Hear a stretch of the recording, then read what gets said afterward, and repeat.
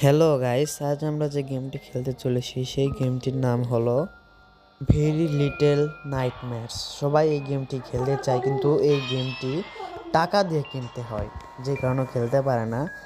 আর এই গেমটি অনেক কঠিন। আপনারা যদি এই গেমটি ফ্রিতে খেলতে চান তাহলে কমেন্ট করুন আর আমাকে বলুন, তাহলে আমি আপনাদেরকে এই গেমটি ফ্রিতে দিয়ে দেব। এই গেমটি iOS এবং অ্যান্ড্রয়েড মোবাইলে খেলা যায়।